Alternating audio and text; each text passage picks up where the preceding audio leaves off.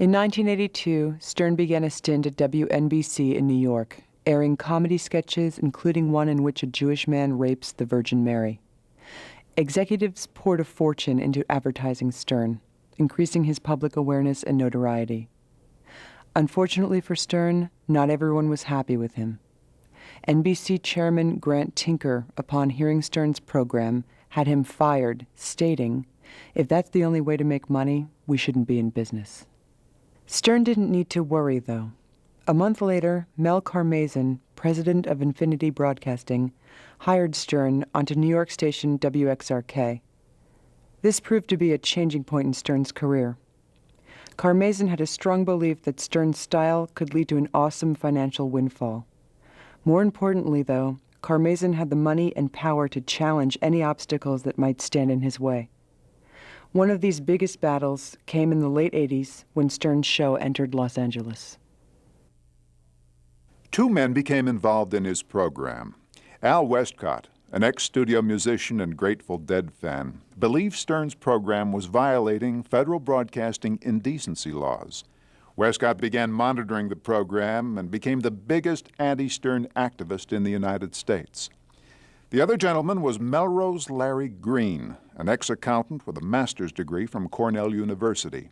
Green, on a daily basis, stands on the corner of Melrose and Highland Avenue in Hollywood, California, and holds up large signs proclaiming Howard Stern is God and Howard Stern for President. Green even ran the entire 1994 New York City Marathon holding a Howard Stern for President sign. My life began July 25th, 1991, when Howard Stern started in Los Angeles. This particular morning, what had happened was that a gentleman had called in a couple of weeks beforehand and asked Howard to send him a pair of Robin's soiled underwear. There was nothing to do in the morning. There was no reason to wake up without Howard Stern. But now we all wake up to Howard, right? Howard rules! Who's the king of all media? Why do we wake up at 3 a.m. every day? Howard Stern, Baba Booey, F. Timmy's skull. Howard is God. F the FCC, right? Howard rules! This particular day, the gentleman was back on the phone, "Hey, I got the underwear," and they were discussing how Stern had smeared the underwear with Hershey's chocolate and soaked them in salmon oil prior to sending them to the guy in an effort to, we know what that's about. And the discussion that day was about the panties, and I thought to myself, you know, it's 8:30, 9 o'clock in the morning, and this is rather raunchy, and it's more importantly rather adult-oriented. And I'm wondering how many kids are sitting on the school bus with headphones on listening to this stuff. When did you first start doing the sign routine? About 4 years ago. It's actually the spring of '92, and I thought 4 years ago Howard ought to run for president. Still think so. The only people holding up signs here are usually homeless people or people for the Hollywood Stars maps. And I'm neither homeless nor do I care where the Hollywood Stars live. So I figure I'm doing this because nobody else really does it. And it's nice, people expect it. I like signs. Signs are good. Westcott looked into the legality of Stern's broadcasts in relation to children. He contacted the Federal Communications Commission, a branch of the government set up to regulate and enforce broadcast standards.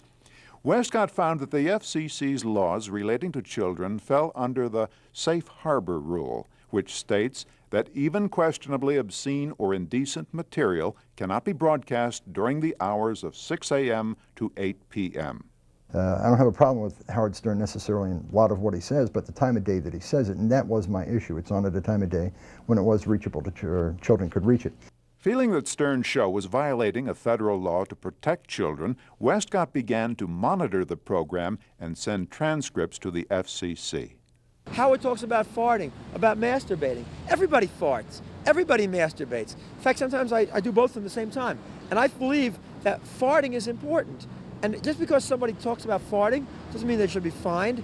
If you don't fart, if you don't have a vagina, if you don't have a penis, if you don't urinate, I want to meet you. I will give you my hotline number. Because everybody does it. But people are so obsessed with talking about it. I don't understand it. I mean, there is nothing more universal than that. And one of the reasons why Howard is so popular is because he'll have a girl on, a beautiful woman on, that's everybody's fantasy, and then Fred will play that farting cart in the middle. in the middle. That's funny. That's funnier than anything in the world because everybody from the Queen of England on down all day long is farting. We can't always hear them, but they're doing it. It's kind of like Con Edison. They're working. They're there. You don't always see them, but they're there. I own stock in Con Ed. That's why I say that. While Westcott waited for an answer from the FCC, he began to write advertisers for the Stern Show. This point of attack proved to be very effective. Many of the companies Westcott contacted did not know the actual content of the program. They simply gave an advertising budget to an ad agency, and that agency put commercials on the top-rated shows in different markets. When Westcott sent tapes and letters to these advertisers, many of them began to pull their ads.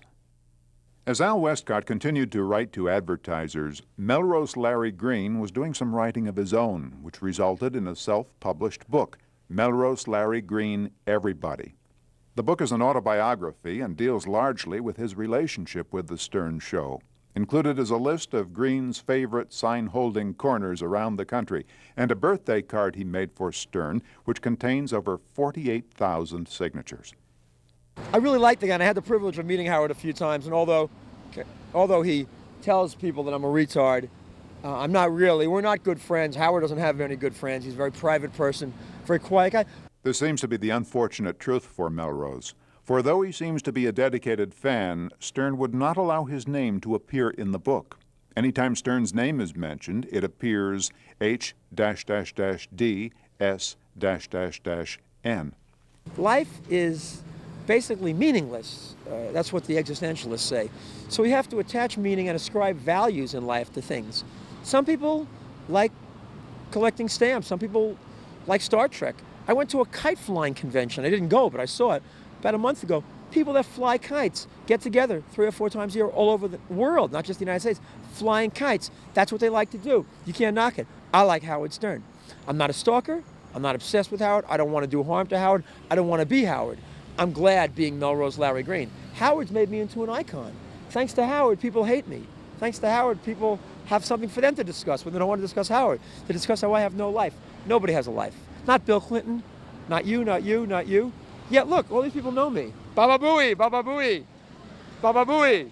Westcott's work had resulted in the FCC investigating Infinity Broadcasting. In a written statement to the FCC, Mel Karmazin stated that a recent study claimed that although Stern's show reached millions of listeners, there were virtually no children in this audience. The FCC saw it differently and fined Infinity Broadcasting a total of $1.7 million for indecent broadcasts, including the following. I'll vote for Cher over Bush. Cher shaves her bush, doesn't she? Oh. All right, anyway, all you bitches annoy me with your phony stories and your, because I tell you, if it isn't true, I'm going to kick your ass. It was the largest fine ever imposed in the history of United States broadcasting. Al Westcott was thrown into the national spotlight, exposure which resulted in hundreds of death threats, hate mail, and harassing phone calls. Shit, everything was fine until you showed your ugly ass up and made a complaint. Well, Howard's coming to Las Vegas real soon, and we'll just have to have a funeral for you at the same time. Frickin' jerk, frickin' homo. This must be the loser, low-life motherfucker, Al Westcott. From the paper, it must be you. You really are a low-life piece of shit. What the fuck do you care? I suggest you don't go making a big stink about it and dictating who I can listen to. Should I tell you who to fucking vote for? Though Mel Karmazin vowed to take his First Amendment fight to the Supreme Court, he quietly changed his mind. In September of 1995, Infinity settled their debt with the FCC in a way which seemed to undermine Al Westcott's mission. This past September, Infinity Broadcasting, now they didn't say they paid a fine, and how in the world the federal government and the FCC let them get away with it, I don't know, but here's what they did. In order to wrap this up, and in order to wrap up the ability to buy new stations and for the CBS Westinghouse Infinity buy deal to happen and all that sort of a very high corporate structure and buys and mergers to happen, Infinity Broadcasting, in order to wrap all these fines up, made what was termed, and this is pretty much a word-for-word quote, a $1.7 million voluntary contribution to the United States Treasury in order to wrap all these fines up in a nice big package and put a bow on it. Now, did he break the law? I don't know of too many people that are going to make a $1.7 million voluntary contribution to the United States Treasury if they're 100% right.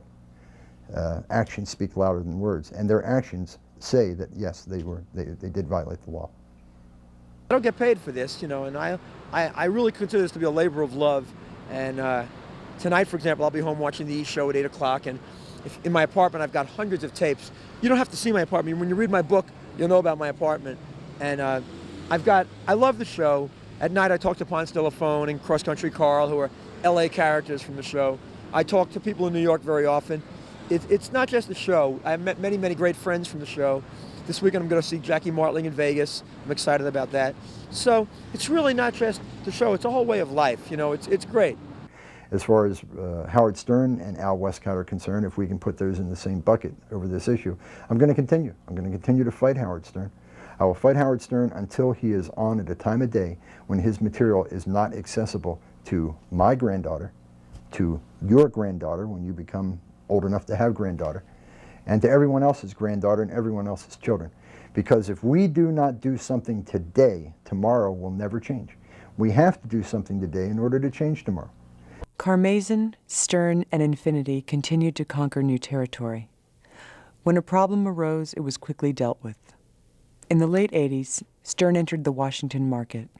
His main rival was a popular disc jockey known as the Greaseman. Though Stern lambasted the Greaseman on his show as untalented and unfunny, Infinity offered the Greaseman a financially impressive deal to join the Infinity team.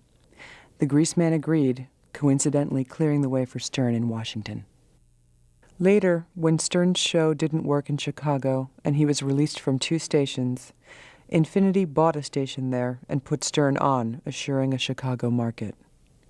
This type of business practice was helping turn Stern into a radio powerhouse. Other rough spots were also smoothed over. In 1994, the African American Business Association confronted Infinity Broadcasting over what they felt were racist comments by Howard Stern. Infinity chose to bypass a First Amendment battle in court, but did donate $1.5 million to the African American Business Association. Can you tell us how you feel about Howard Stern? I think that he's very poignant, and he has a lot of neat things to say about politics. Anything else? I think that he showed that in his book he is very intelligent. If you could say one thing to Howard Stern, what would it be?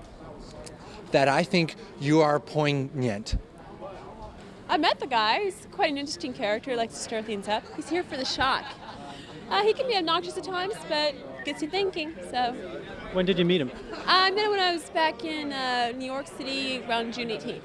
So. If you could say one thing to him, what would it be? Howard, I love you, baby. What are the best 3 words you could use to describe his show? His show? I couldn't think one. Controversial for sure. Shock. Obnoxious sometimes, but hey, it pays my bills. All the people that watch him, they love porno, so what can I say? I have to love those guys. He's a prick. I love him. I've been listening to him for years, ever since New York. I live in LA now. Ganji's a fat prick. I played football with him. He's a fat prick. He used to run around the field with garbage bags on to lose weight before games, and everybody's cool. Jackie's cool. Fred's cool. Robin's even cool, even though she gets on my nerves, but why does she get on your nerves? She's always fucking talking this and that, but she's cool. She's cool. Yeah, what else you want to ask me? What are the best 3 words you could use to describe his show? Intellectual and poignant and comical. What's your name? Randy Storm. And what films have you starred in? I just got finished doing Dukes of Anal. Let's see, we just finished one, Hot Western Days and Nude Office Workers. So I'm also on Playboy right now with Spice Channel and American Sweethearts. So. Yeah, how do you feel about Melrose? Melrose? He's fucking cool. He's a lunatic. He's just got a lot of time, and he hates everybody. I seen him abusing some French people at the coffee shop one day, and He's a fucking nut. Oh, and he was renting pornos in the fucking shop down the block screaming about ass videos and shit to the guy working there. He's cool. Melrose is cool. Yeah, fuck OJ. He's a murderer, and If you could say one thing to Howard, what would it be? one thing to Howard? Fuck bitches. How do you like that? What are your favorite parts of his show? I like when he talks about the people in Washington and when he makes fun of them. What do you think about Robin Quivers? I think she's poignant. Thank you. Would you like to say something to the people that listen to Howard Stern? You guys are great. Keep buying the porn. Something sexy? Woo! Let's see. I think that's all I could show on public places here. Here you go. Actually, I'm having sex in there somewhere. Thanks. What effect would it have on your life if the show went off the air? If Howard show went off the air, I don't know. I've been listening to his show for probably 10 years now. If his show went off the air, I don't know. I've been listening to it since he was on in the afternoons in New York. If his show went off the air, I don't know what I'd do, man. I just dig it every morning, you know what I'm saying? Out here, it's cool. You get it for 7 hours. If his show went off the air, I don't know what I'd do, man. I definitely wouldn't listen to any of those other programs, and they play bullshit music in the morning. I don't know what I would do, man. Howard got to stay on the air. That's all I got to say.